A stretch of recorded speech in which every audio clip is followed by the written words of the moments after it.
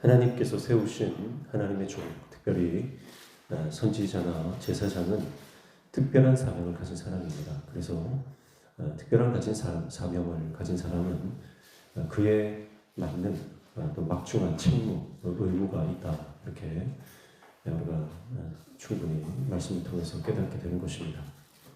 특별히 하나님께서 이제 이스라엘 백성들이 가나안 땅에 들어가게 되면 이제는 가나안 땅에서 사는 그 이방 민족들과는 다른 방식으로 살아가야 합니다.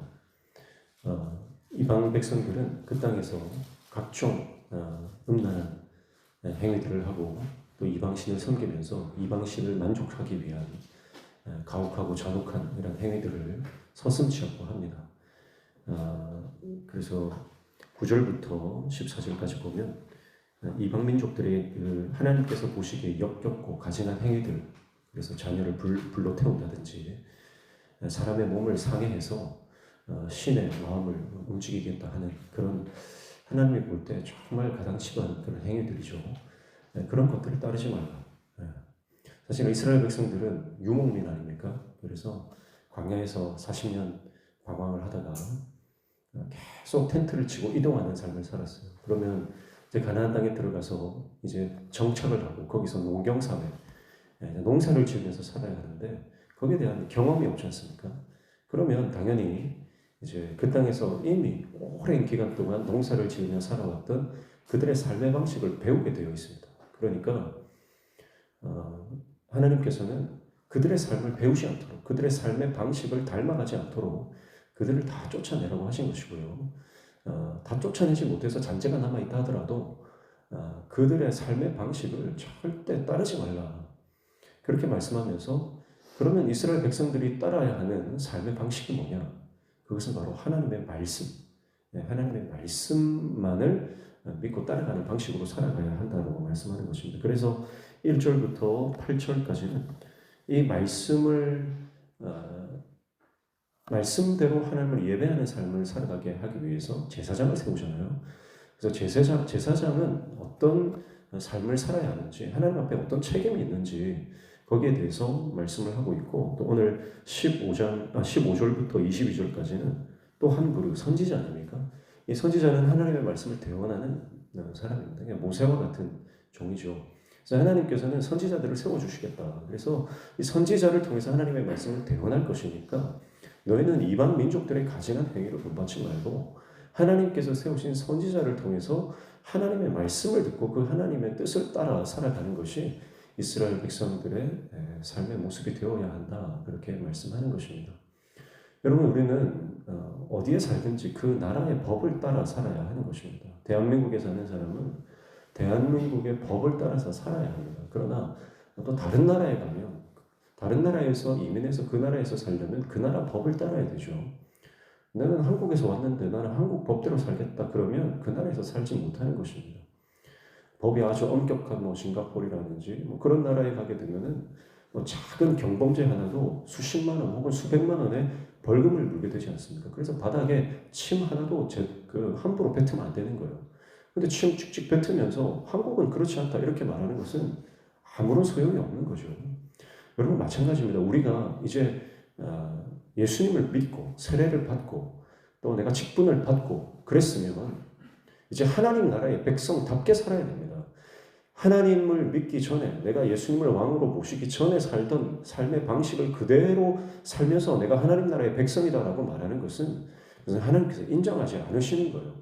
내가 하나님 믿기 전에 누리던 세상의 쾌락들, 세상의 모든 이 죄악들, 그것을 내가 여전히 누리고 내가 여전히 그것을 만끽하고 있으면서 그것을 붙잡고 있으면서 어떻게 하나님 나라 백성이다 할 수 있겠습니까? 그래서 우리는 정말 예수님을 내가 나의 구주로 나의 왕으로 모시고 난 이후부터는 하나님 백성으로서 합당한 삶을 살아야 하는 줄로 믿습니다. 그래서 이제 오는 주에 우리가 세례를 받는데 지금 세례 교육을 받으시는 분들 제가 그랬습니다. 세례 받는 거는 이제 내가 하나님 나라 백성답게 살아가려고 하는 믿음의 결단이다. 그 결단이 없으면 세례 받지 마시라. 여전히 내 마음에 미워하는 사람이 있는데 그 미워하는 사람 마음에 품고 세례 받는 것은 하나님 기뻐하지 않는다.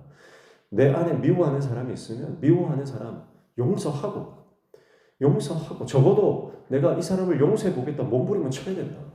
그리고 세례를 받아야지. 내가 마음에 품고 있는 여전히 다른 사람을 향한 원망과 미움과 적개심을 가지고 세례를 받는 것은 하나님 속이는 것이고 나를 속이는 것이다. 내가 여전히 세상의 죄악 가운데 내가 누리고 있는 것이 있는데 그거 죄악을 품고 내가 세례를 받는다. 그것은 하나님 기뻐하지 않는다. 내가 세례를 받는 것은 결혼식과 같다. 결혼식을 한다는 것은 내가 이제 이 여자만 사랑하겠습니다. 내가 이제 이 남자만 사랑하겠습니다. 하는 것 아닙니까? 근데 아직도 여러 내가 만나는 사람들 끊지 않고 그 사람 내가 만나고 있으면서 내가 이 여자와 결혼을 한다는 것은 그 여자를 속이는 것이고 가문을 속이는 것이고 그것은 하나님 앞에서 옳지 않은 것이다. 영적으로 그런 것 아닙니까? 내가 세례를 받는다는 것은 이제 내가 하나님 나라 백성으로 세상의 것을 끊겠습니다.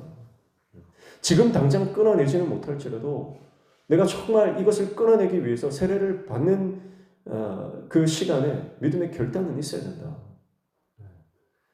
근데 여러분 우리가 정말 그래서 세례가 소중한 거예요.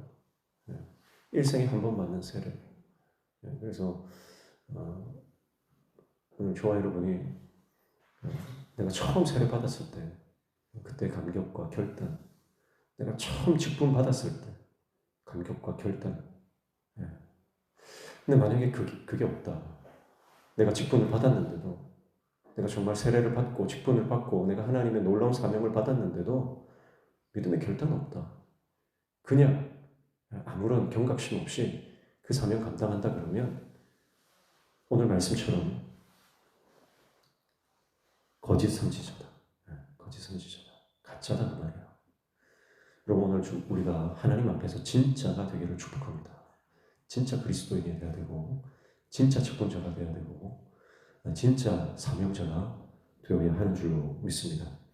그래서 하나님께서 이제 가나안 땅에서 선지자 제도를 세우셔서 선지자를 통해서 하나님 말씀하실 것인데 진짜 선지자인지 가짜 선지자인지 하나님께서 세 가지 기준을 제시하십니다. 20절부터 22절 보시면 첫 번째는 하나님의 말씀을 바로 전하는지 아니면 다른 교훈을 전하는지 그걸 보면 알 수 있다. 그렇게 말해요. 20절 만일 어떤 선지자가 내게 전하라고 명령하지 아니한 말을 제 마음대로 내 이름으로 전하든지 다른 신들의 이름으로 말하면 그 선지자는 죽임을 당하리라 하셨느니라. 여러분 하나님께서 말하라고 한 것을 전하지 않고 하나님의 이름을 빙자해서 아니면 다른 신들의 이름으로 하나님의 뜻이라고 하고 전한다. 그러면 죽임을 당한다. 이건 굉장히 엄격한 거예요. 그래서 우리가 함부로 하나님의 이름을 들먹일 수 없습니다. 하나님의 뜻이라고 함부로 우리가 말할 수 없어요. 그래서 이 하나님의 이름의 무게를 우리가 알아야 됩니다. 여호와 이름의 무게가 어마어마한 겁니다. 그래서 내가 목사의 직분을 받았다.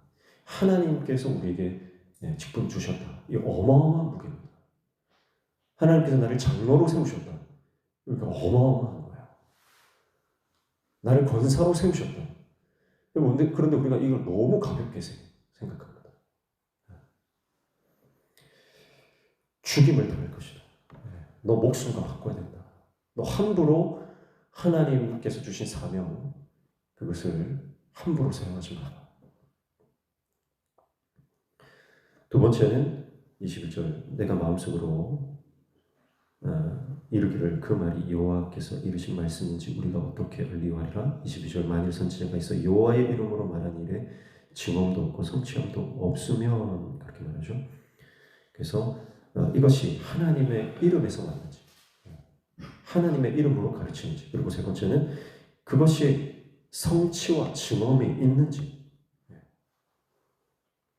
그래서 하나님의 이름으로 말한다는 것은 이것이 하나님의 영광을 위해서 하는 일인지 자신의 영광, 자신의 이름을 위해서 하는 일인지라고 하는 것이고요. 그리고 이것이 하나님의 이름을 위해서 하는 것이라면 하나님의 영광을 위해서 하나님께서 주신 말씀을 하는 거라면 반드시 성취된다는 거예요. 반드시 그것이 증명된다 그 말입니다. 여러분 그래서 오늘 저와 여러분이 하나님의 영광을 위해서 주님의 사명을 감당할 때 반드시 우리가 하는 모든 사역 가운데 하나님께서 역사하실 줄 믿습니다. 하나님 역사하시는 겁니다. 그런데 내 뜻과 내 이름, 내 영광을 위해서 하면 절대 하나님 역사하지 않습니다. 그래서 우리가 교회에서 작은 걸 하나 해도요, 봉사를 하나 해도 내가 나를 드러내서는 안 돼. 절대 자기를 드러내서는 안 돼. 그리고 하나님의 영광이 드러나도록 해야 됩니다. 교회마다 싸우는 게 뭐냐면 내가 뭐 하나 했는데 주보 이름 안 내준다는 거. 그걸로 어마어마하게 싸웁니다. 근데 여러분 주보에 이름 올라가는 순간 하늘 상관 없어지는 겁니다. 그래서 될 수 있으면 오른손이 하는 것을 왼손이 모르게. 그래서 사실 그래도 우리 그런 면에서 우리 명신교회는 훈련이 좀 잘 되신 것 같아요. 내 이름이 아닙니다. 하나님의 이름입니다. 하나님의 이름을 위해서, 하나님의 영광을 위해서 내가 주께서 맡겨주신 사명을 감당하면 반드시 하나님 역사 일어난다. 증명된다는 거예요. 아, 이거 내가 한 말, 사람의 말이 아니구나, 하나님의 말씀이구나, 증명된다. 반드시 하나님 역사하신다. 그래서 선지자는 자신의 개인적인 능력이나 야망을 따라 활약하지 않고 철저히 하나님의 언약의 역사를 이루는 사람입니다. 그래서 듣기 좋은 말만 하는 것이 아니라 때로는 쓴소리도 해야 됩니다. 하나님이 말씀 주셨다면 선지자는 그 말씀을 대언하는 자지, 내가 취사 선택해서 말하는 것 아닙니다. 대중의 인기를 얻기 위해서 하나님이 말씀하셨는데도 다 잘라버리고 듣기 좋은 말만 했다. 그럼 선지자 아니라는 거. 하나님께서 내 입에 주신 말씀을 반드시 해야 되고요. 때로는 내가 이 말을 선포하면 대중이 싫어하겠다, 고초를 겪겠다, 그런 상황이라도 해야 합니다. 갖은 고초를 당하게 될 것이라도 반드시 하나님의 말씀을 대언함으로 사명을 완수하는 자, 그 사람이 바로 선지자이고, 사랑하는 성도 여러분, 오늘 저와 여러분은 영적인 선지자, 영적인 제사장, 그 사명을 다 우리는 받았습니다. 그렇기 때문에 오늘 저와 여러분이 하나님께서 복음에 합당한 자로 쓰시는 귀한 하나님의 종, 사명자로 쓰임 받으시기를 주님의 이름으로 축복합니다. 특별히 13절 보시면 너는 내 하나님 여호와 앞에서 완전하라, 이렇게 말씀합니다. 완전하라. 하나님 앞에서 완전하라. 원어적으로 보면 하나님과 함께 정직하게 살아라, 그런 말이에요. 하나님과 함께 정직하게 살아라.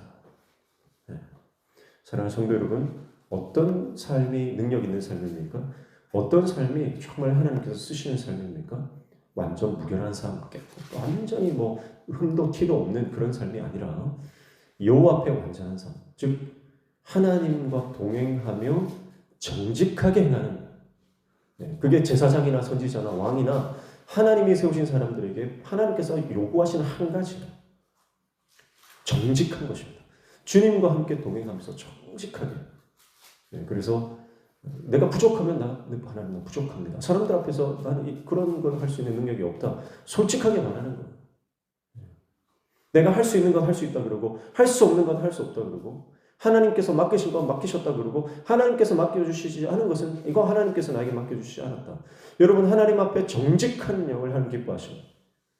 그렇게 정직하게 나아갈 때 하나님께서 쓰신다. 그래서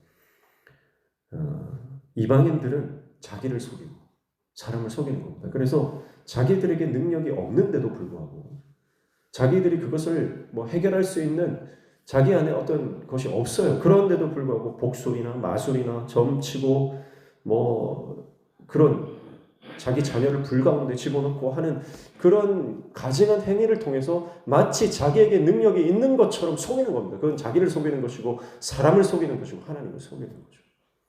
여러분, 그런 모든 인간적인 행위들을 다 내려놔야 됩니다. 다 벗어버려야 됩니다. 그리고 하나님 앞에 있는 모습 그대로, 그래서 주님이 말씀하신 것, 그것 붙잡고 오늘 우리가 하나님 앞에 쓰임받는 저와 여러분 되시기를 축복합니다. 사실 우리가 마가복음, 우리가 사순절 절기 때문에 마가복음으로 넘어갔다가 다시 신명기로 넘어왔는데, 신명기 18장 사실 했던 거거든요. 근데 다시 한 번 더 지금 다루고 있어요. 그만큼 중요하기 때문에 매일 성경에서 한 번 더 다루고 있는 것 아닌가 이렇게 생각되어 오십니다. 이제 신명기로 다시 넘어왔는데요. 하나님 백성은 하나님께서 어떠한 삶을 요구하시는가 우리가 다시 신명기 말씀을 통해 바라보면서 더욱더 예수 그리스도를 깊이 묵상하고 우리 삶에 하나님의 말씀이 하나하나 깊이 깨달아지는 귀한 은혜가 있기를 축복합니다. 기도하겠습니다. 하나님 아버지, 우리에게 맡겨주신 사명 우리가 가볍게 여기지 않고 하나님께서 주신 이 놀라운 은혜, 자격 없는 자에게 주신 한량없는 하나님의 선물인 줄 우리가 깨닫고 주님의 영광을 위해서 잘 이 사명 감당할 수 있도록 성령님 우리에게 능력 주시고 지혜 주시고 동행하여 주시옵소서. 오늘도 주님 말씀 붙잡고 기도할 때 우리에게 되도록 응답하여 주시며 우리 삶의 모든 막힌 문들이 열려지는 형통의 은혜 허락하여 주시옵소서. 예수님의 이름으로 기도하옵나이다.